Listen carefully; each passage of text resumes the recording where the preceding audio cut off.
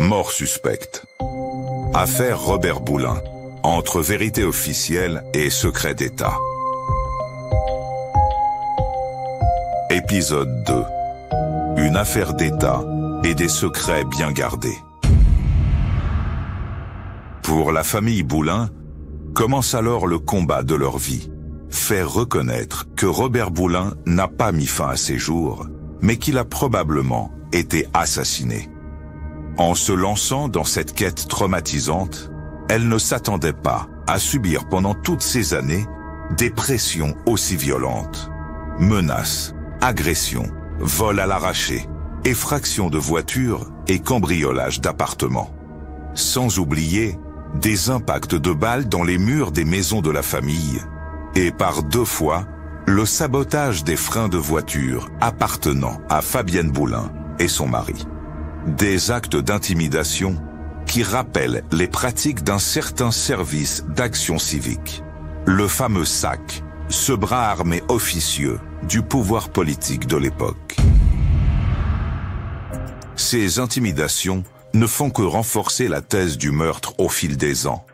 Un témoin affirme avoir vu Robert Boulin l'après-midi du 29 octobre 1979 dans sa voiture personnelle, une Peugeot 305 bleu métallisé, dans une rue de Montfort-l'Amaury, près de la forêt de Rambouillet. Il n'était pas seul, mais accompagné de 2 hommes. L'un conduisait, l'autre était assis à l'arrière. Ce témoignage, recueilli en 2015, permettra à Fabienne Boulin-Burja et à son avocate Marie Dosé de déposer une nouvelle plainte pour arrestation, enlèvement, séquestration, suivi de mort ou assassinat. Selon cette thèse, Robert Boulin aurait été victime d'un guet-apens. Attiré dans un lieu isolé, sous un prétexte quelconque, il aurait été agressé, drogué, puis noyé de force. Son corps aurait ensuite été transporté jusqu'à l'étang rompu pour mettre en scène un suicide.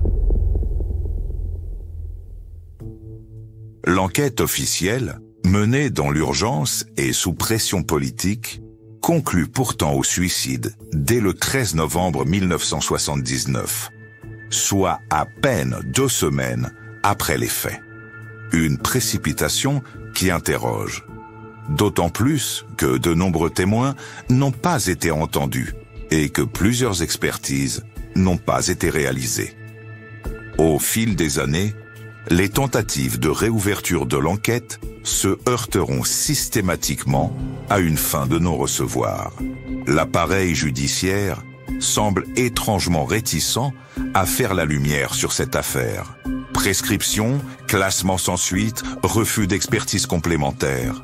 Tout est bon pour éviter de rouvrir la boîte de Pandore. Il faut donc attendre 2015, soit plus de 35 ans après les faits, pour qu'une information judiciaire soit enfin ouverte, grâce à la persévérance de Fabienne Boulin-Burja. Enfin, en 2021, l'avocate de la famille dénonce le refus par le juge d'instruction de 24 actes, notamment des auditions de témoins des plus importantes. Comme si, même 4 décennies après, certains secrets ne devaient pas refaire surface. Alors, qui aurait pu vouloir la mort de Robert Boulin? Et pourquoi? Pour répondre à ces questions, il faut plonger dans les eaux troubles des années Giscard. Une époque où financement occulte des partis, commissions secrètes et manipulations politiques étaient monnaie courante. En juin 2023, un témoignage explosif vient bouleverser l'enquête. Elio Darmon, un ancien du milieu parisien qui ne craint plus de prendre 2 balles dans le buffet, est entendu par la juge qui instruit l'affaire. Ce témoin inattendu raconte avoir assisté début novembre 1979 à une scène stupéfiante au Roi René, un club échangiste réputé de Ville-d'Avray. À cette époque, ce lieu est le rendez-vous du grand banditisme, des bas-fonds de la politique et des services secrets. Le SAC, le service d'action civique, y a ses entrées. Cette police parallèle, créée par De Gaulle en 1959, puis tombée sous la coupe de Charles Pasqua après 1968, est devenue au fil du temps une milice mafieuse à la solde du RPR, pratiquant intimidation, menaces, tabassage et assassinat. Elle sera dissoute en 1982, après la fameuse tuerie d'Oriol. Ce soir-là, au Roi René, Héliot Darmon est convié à la table de Pierre de Bizet, secrétaire général du SAC. Sont également présents un agent du SDEC, l'ancêtre de la DGSE, et deux hommes qui attirent son attention. Le premier, décrit comme un truand haut placé, a un visage anguleux. Il est mince et mesure environ 1,70 m. Le second se fait appeler Leno. Les hommes se félicitent d'avoir récupéré les dossiers compromettants de Boulin. Mais Pierre de Bizet reproche à ses acolytes d'avoir eu la main trop lourde et d'avoir confié la mission à des bras cassés. Les hommes de main avaient pour ordre de tabasser Boulin pour lui faire peur, mais pas de le tuer. Il raconte alors avoir descendu Boulin à la cave pour le secouer. Mais pris d'une peur panique, le ministre aurait fait une crise cardiaque. C'est là qu'ils auraient reçu l'ordre de déposer son corps à l'étang rompu pour simuler une noyade. Conscient de la gravité de ces confidences, Héliot Darmon note l'immatriculation de la Mercedes dans laquelle s'engouffrent les deux hommes. 8144 WS 75. Un numéro qu'il conservera pendant 45 ans dans une boîte à gâteaux au milieu de photos de famille et de vieux papiers. Grâce à ce numéro, les enquêteurs parviennent à identifier le propriétaire de la voiture, Henri Géliot, un truand notoire né en 1919 et décédé en 1986. Darmon reconnaît sans hésiter sa photo parmi d'autres portraits. Les gendarmes retrouvent également la veuve de Géliot dans un EHPAD, laquelle leur confie que son mari lui avait dit à l'époque « moins elle en savait, mieux elle se porterait ».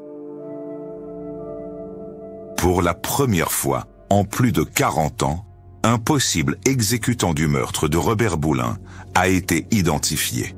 Et selon Héliot Darmon, les commanditaires du crime seraient Charles Pasqua et Pierre de Bizet, avec possiblement Jacques Chirac en arrière-plan. Je pense que c'est Pasqua, le donneur d'ordre. Boulin détenait des dossiers explosifs sur le RPR de l'époque. Pasqua a donné l'ordre à de Bizet du SAC pour lui mettre une danse, c'est-à-dire le secouer violemment, confie Héliot Darmon aux enquêteurs. La possible nomination de Boulin comme Premier ministre pouvait freiner l'ambition de Chirac, qui visait la présidentielle de 1981. Elle menaçait également de mettre un coup d'arrêt à la récente organisation financière du RPR. Par ailleurs, Charles Pasqua vouait à Boulin une inimitié personnelle. À la demande de Boulin, Pasqua avait été évincé du Conseil national du RPR après avoir manipulé une élection interne. Il sera d'ailleurs réintégré 9 jours seulement après la mort du ministre. Un timing pour le moins troublant. Mais la véritable menace que représentait Boulin pour les ambitieux du RPR résidait dans les dossiers qu'il avait en sa possession. Ministre durant 15 ans sous De Gaulle, Pompidou et Giscard, il avait accumulé des informations explosives sur les dessous de la République. Selon les témoignages de sa famille, Boulin aurait sorti ses dossiers du coffre-fort de son bureau au ministère du Travail le jour de sa mort. Des dossiers au titre explicite. Elf Aquitaine, transactions CER, l'escroquerie des avions renifleurs, groupe d'assaut, fonds publics alloués, sécurité sociale, détournement, Arabie Saoudite, avions transactions. Tous ces documents traitaient des financements occultes des partis politiques, particulièrement du RPR, mais également du Gabon et des réseaux Foccart, de la France-Afrique d'Elf Gabon et de la FIBA, la Banque d'Elf et d'Omar Bongo. Sans oublier Saddam Hussein. Comme le résume le journaliste Benoît Colomba, auteur d'une enquête approfondie sur l'affaire, en s'attaquant à la France-Afrique, c'est tout l'échiquier politique qui pouvait être ébranlé. Aucun responsable politique d'aucun parti n'aurait résisté à la révélation de ces financements délictueux et de la corruption étatique généralisée. Ces dossiers, que Robert Boulin a rapportés chez lui le 29 octobre 1979, ont disparu à jamais la nuit suivante. En début de soirée, des collaborateurs se présentent à son appartement et viennent y fureter. Dans le bureau privé du ministre, ils écrivent sur sa machine, fabriquent de fausses notes de suicide et essaiment de faux indices pour étayer sa prétendue intention de mettre fin à ses jours. La suite, on la connaît désormais. Entravé par un lien qui a cisaillé son poignet droit, Robert Boulin a probablement été torturé dans la cave d'une maison des environs de la forêt de Rambouillet. Roué de coups, frappé à mort, son corps a été transporté dans la nuit et déposé dans l'étang rompu où il sera découvert le lendemain matin. L'opération de camouflage a été orchestrée au plus haut niveau. Louis-Bruno Chaleret, procureur général de Versailles et barbose judiciaire, selon les mots de l'ex-directeur de l'Office central de répression du banditisme, était l'homme idéal pour cette mission. À 2 heures du matin, il appelle son amie intime, Marie-Thérèse Digné, avant de se rendre avec une équipe dans la forêt pour superviser l'immersion du corps. On a tout fait minutieusement comme il fallait. J'ai tout surveillé. Rien n'a été laissé au hasard, lui confiera-t-il plus tard. Chaleret trouvera la mort en 1993 dans un mystérieux accident de voiture alors qu'il rédigeait ses mémoires. Il se serait endormi au volant. Pour parfaire le maquillage du crime, Jean-Pierre G., un enquêteur de la police scientifique, a pris les premiers clichés du corps. Mais une fois ces pellicules envoyées pour développement, on lui a fait savoir que les photos étaient floues, ce qui ne lui était jamais arrivé jusqu'alors. Et les clichés ne lui ont pas été retournés, contrairement à la procédure habituelle. Cette opération d'État s'est poursuivie dans les semaines suivantes. Toutes les archives professionnelles et personnelles de Boulin ont été transportées à l'usine de pâte à papier. On a fait disparaître des preuves médicales cruciales. Des prélèvements de sang ont été volés et le frigo médico-légal a été forcé, faisant disparaître d'autres prélèvements essentiels du corps de la victime. Face à ce scandale, la classe politique française, de tous bords, s'est murée dans un silence assourdissant. Giscard d'Estaing, qui sera prétendument le dernier prévenu de la mort de son ministre, à 11h30 du matin, le 30 octobre, par un pli apporté solennellement par huissier en plein Conseil des ministres, n'a même pas décommandé une chasse prévue le jour de l'enterrement. Laissons les morts enterrer les morts, aurait-il déclaré à ses ministres. Quelques fissures apparaîtront néanmoins dans ce mur de silence au fil des décennies. Lors d'un meeting de 1988, Lionel Jospin, alors premier secrétaire du Parti socialiste, évoquera 3 ministres assassinés sous le règne de Raymond Barre, messieurs de Broglie, Boulin et Fontanet. En avril 1992, François Mitterrand mentionnera, lors d'un entretien télévisé, un ministre assassiné dans des conditions douteuses. Jacques Chaban-Delmas, président de l'Assemblée nationale et ami de Robert Boulin, n'a jamais cru au suicide. Le 31 octobre 1979, rendant hommage à son ami à l'Assemblée, il invite ses collègues à tirer des leçons de ce drame, de cet assassinat. Un lapsus révélateur qui fige l'assistance dans un silence glacé.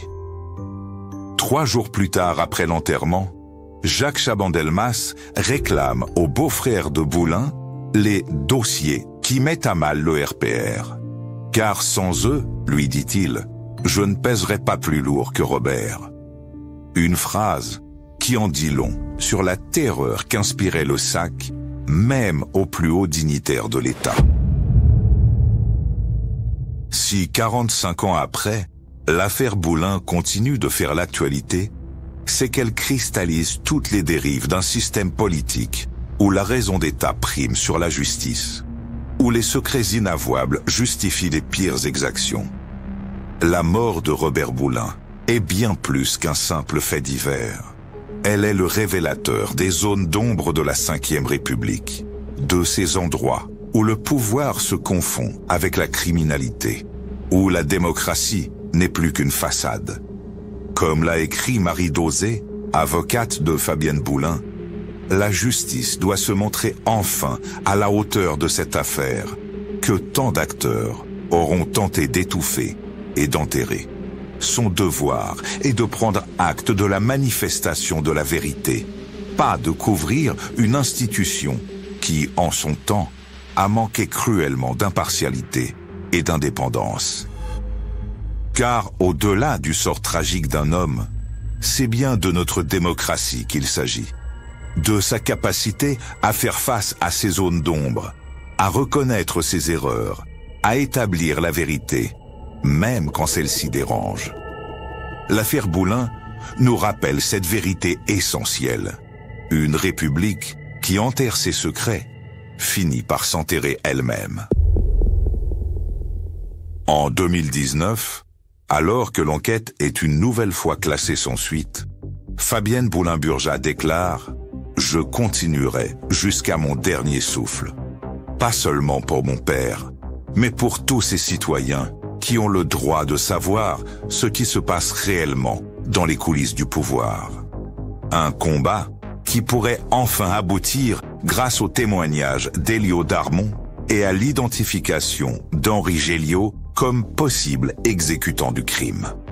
Plus personne ne peut objectivement soutenir aujourd'hui que Robert Boulin s'est suicidé, sauf ceux qui ont intérêt à le faire, résume parfaitement l'avocate Marie Dauzé. Reste à espérer que la vérité judiciaire rejoigne enfin la vérité historique et que justice soit rendue à Robert Boulin. Pour reprendre les mots du journaliste Fabrice Arfi de Mediapart, seule la vérité a été noyée le 30 octobre 1979 dans l'étang rompu. Le corps de Robert Boulin continue de nous adresser une question qui résonne encore aujourd'hui. Jusqu'où peut aller la raison d'État? Jusqu'où sommes-nous prêts à accepter que certains secrets restent enfouis, que certaines vérités ne soient jamais révélées? Une question qui, malgré les avancées récentes de l'enquête, reste en partie sans réponse. Mais le mur du silence, peu à peu, se fissure. Et l'espoir renaît de voir enfin la vérité éclater au grand jour. Le 30 octobre 2024, Fabienne Boulin-Burjat et son avocate ont été auditionnés durant 4 heures par la juge Joëlle Naon. Des témoins cruciaux, dont Claude Guéant, qui était permanencier au ministère de l'Intérieur la nuit du drame, attendent encore d'être entendus. 45 ans après ce crime, les hommes au pouvoir ont pour la plupart disparu. La violence meurtrière qui entachait la politique pendant les années Giscard, puis les années Mitterrand, semble s'être diluée dans les sables du temps. Mais l'exigence de vérité, elle, demeure intacte. Il est grand temps que la justice française recouvre son honneur en faisant justice à Robert Boulin. Et peut-être à travers lui, à tous ceux qui, dans l'ombre des palais de la République, ont été sacrifiés sur l'autel de la raison d'État. Car, comme l'écrit si bien Fabienne Boulin-Burjat, ce combat n'est pas seulement celui d'une fille pour son père, mais celui de tous les citoyens qui ont le droit de savoir ce qui se passe réellement dans les coulisses du pouvoir.